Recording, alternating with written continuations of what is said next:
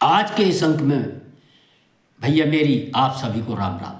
मित्रों, आज 24 दिसंबर के इस प्रातःकालीन 418वें अंक में मैं आज चर्चा करूंगा मेडिकल माफिया पर प्रहार,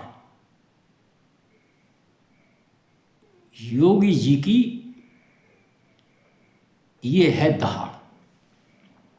मित्रों, आप सब जानते हैं अभी 2 दिन पहले विधानसभा के अंदर चलती हुई विधानसभा में समाजवादी पार्टी के नेताओं ने किस प्रकार काम रोको प्रस्ताव देकर हंगामा करने का प्रयास किया।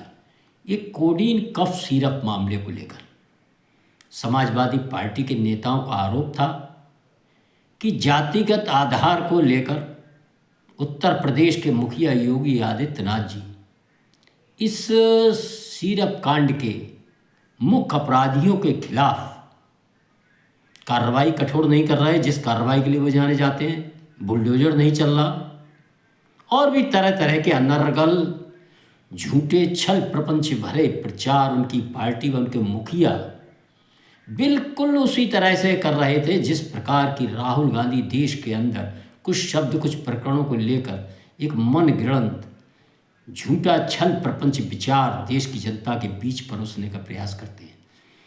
उनके साथ उनका नेतृत्व स्वीकार करने वाले समाजवादी पार्टी के मुखिया अखिलेश यादव ने भी राहुल गांधी का ही रास्ता अख्तियार कर इसी प्रकार की राजनीति लगातार करते जाने का निर्णय लिया। उसी निर्णय के आधार पर इस कोडीन कफ सिरप के मामले में उत्तर प्रदेश में तरह तरह के विचार प्रस्तुत कर रहे थे कि हजारों लोग मर गए, बच्चे मर गए इस सिरप को पी के।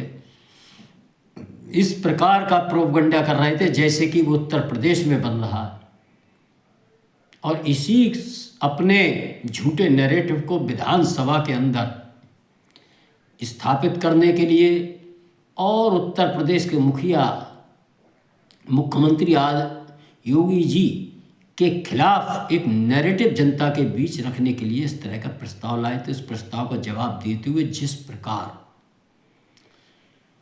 योगी आदित्यनाथ जी ने बड़े सख्त लहजे में और जो अभी प्राथमिक स्तर की जांच रिपोर्ट जो उनके पास आई है उसको आधार बनाकर और इस सारे प्रकरण का जिस प्रकार जवाब दिया है, वह जवाब जिन लोगों ने सुना उन्हें याद आ रहा है कि उस जवाब की प्रतिध्वनि में उनको याद आ रहा होगा प्रयागराज के अंदर उमेश पाल वकील की जो दिन दहाड़े अतीक अहमद जैसे माफिया के गुर्गों ने हत्या की थी। उस हत्या को लेकर दूसरे ही दिन किस प्रकार समाजवादी पार्टी के मुखिया अखिलेश यादव जो मुख्य विपक्षी दल के नेता थे, उन्होंने इसी प्रकार उत्तर प्रदेश के मुख्यमंत्री योगी आदित्यनाथ को जो चुनौती पेश की थी उस चुनौती का जवाब देते हुए जिस प्रकार योगी आदित्यनाथ जी ने, मित्रों हम सबको ध्यान हुई जरा ध्यान दौड़ावेंगे तो वो शब्द आपको याद आएंगे। वो एक बहुत चर्चित ऐतिहासिक शब्द बन गए हैं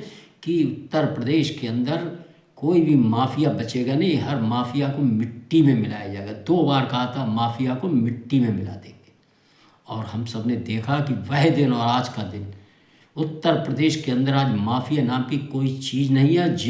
जो थे वह वास्तव में मिट्टी में मिला दिए गए और जो उन माफियाओं को लेकर उत्तर प्रदेश के मुखिया योगी आदित्यनाथ को चुनौती पेश कर रहे थे, हम सब ने देखा मुख्तार अंसारी जैसे इस प्रकार के माफियाओं की कब्र पर वह फातिहा पढ़ने गए थे।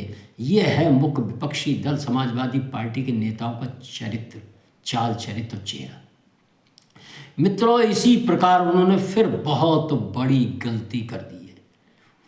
उन्होंने जनता के बीच जो झूठ फैलाने का प्रयास किया था, इस जवाब में योगी आदित्यनाथ जी ने वह जिस प्रकार तार तार किया, उन्होंने बताया कि ये codeine cough syrup Uttar Pradesh में नहीं बनता, ये बनता है हिमाचल में जहाँ कांग्रेस की सरकार है, ये बनता है तमिलनाडु में जहाँ उनके इंडी गठबंधन की सरकार, ये बनता है कर्नाटक में जहाँ कांग्रेस की सरकार है। मित्रों, वहाँ से ये केवल सप्लाई इसकी पूरे देश में होती है और मृत्यु जो हुई थी तमिलनाडु से जो कोडीन कफ सिरप मिक्स आया था वो मृत्यु मध्य प्रदेश के अंदर, उत्तर प्रदेश के अंदर उन्होंने कहा मुख्यमंत्री के नाते कि एक भी कोई इसके कारण मृत्यु नहीं हुई है।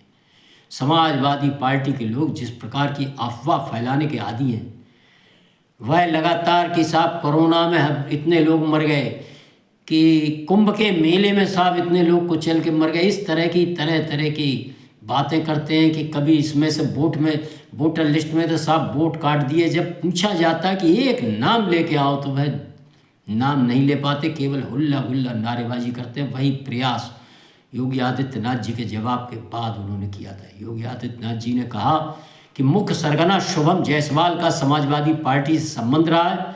शुभम और अमित यादव व्यापारिक साझेदार हैं, इनका संबंध भी समाजवादी पार्टी से है। मिलिंद यादव भी गठजोड़ में शामिल है, जो शुभम का करीबी है, और इसका नंबर तो जीएसटी के लिए जो रजिस्ट्रेशन है उसमें शामिल है। अवैध लेन देन का ट्रांजैक्शन में भी एक समाजवादी पार्टी का बड़ा पदाधिकारी शामिल पाया गया, उसके खाते के माध्यम से हुआ है। मित्रों, बिल्कुल योगी आदित्यनाथ जी ने सही कहा कि आप चिंता ना करें। उन्होंने समाजवादी पार्टी पर तंज कसते हुए कहा, उन्होंने कहा कि जब बुलडोजर एक्शन ऐसा होगा कि एक नज़ीर बनेगा, लेकिन आप भी ध्यान रखिएगा जब बुलडोजर एक्शन हो तो फिर चीखना चिल्लाना मत। आप चिंता मत करो, समय आने दो, समय आने पर पूरी तरह से एक्शन होगा, और ऐसा एक्शन होगा कि आप सब देखते जाएंगे। लेकिन फिर उन्होंने चेतावनी दी कि फिर आप मत चीखना कि ये क्या हो रहा है। मित्रों, ये एक बहुत बड़ा इशारा है। उन्होंने कहा जो लोग माफियाओं की कब्र पर फातिहा पढ़ने जाते हैं वह फातिहा पढ़ने लायक भी नहीं रहेंगे। इस गंभीर बात के संदेश को समझें कि निश्चित ही आने वाले समय में आप देखेंगे समाजवादी पार्टी इसी कांड के अंदर इतनी बुरी तरह से सम्मिलित पाई जाने वाली है, जो जांच से जो संकेत आ रहे हैं और जिस आत्मविश्वास के साथ योगी आदित्यनाथ जी ने विधानसभा के अंदर खड़े होकर कहा था। उन्होंने कहा कि हमने इस मुद्दे को लेकर हाई कोर्ट तक मुकदमा लड़ा है और इसके अपराधियों के खिलाफ मुकदमा जीतकर एनडीपीएस लगाने का आदेश प्राप्त किया है, जिसमें 10 से 20 वर्ष तक की सजा का प्रावधान है, जमानत भी नहीं है। सीएम ने कहा कि इन अपराधियों के खर्चों पर समाजवादी पार्टी के नेता दुबई की सैर किया करते थे। हमारे पास सबूत हैं कि Manoj Yadav, Rajiv Yadav, Mukesh Yadav codeine cough syrup के अवैध डायवर्जन में शामिल रहे हैं। मित्रों, यह तो केवल एक प्यादे मात्रा, आने वाले समय में देखेंगे समाजवादी पार्टी के बड़े बड़े लोग इस कोडीन कफ सिरप में पाए जाएंगे। दद्दा मेरे घर के गांव में कहा था कि जब हर में बद सही चल रहा हो तो बाकी फालतू मारे ही ना पीले। आप अगर किसी पे गलत आरोप लगाएंगे और अपनी झूठी राजनीति फैलाने के लिए किसके चरित्र पर किसी दाग लगाएंगे तो फिर जो होगा वह आप देख लीजिएगा। प्रयागराज अतीक अहमद के समय जो हुआ था उससे कुछ बड़ा होने वाला है।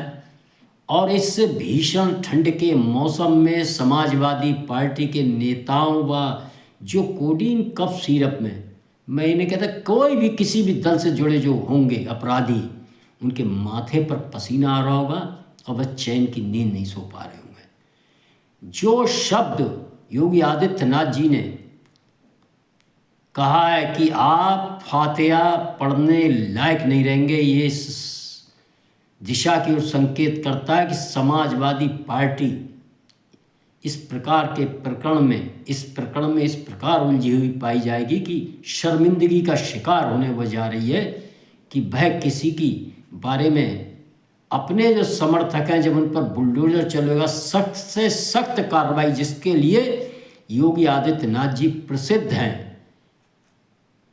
जब होगी तो वो उनके पक्ष में बोलने लायक स्थिति में नहीं खड़े होंगे। मित्रों, आने वाले समय में आप सब देखिएगा एक बहुत सुंदर नज़ारा आ रहा है।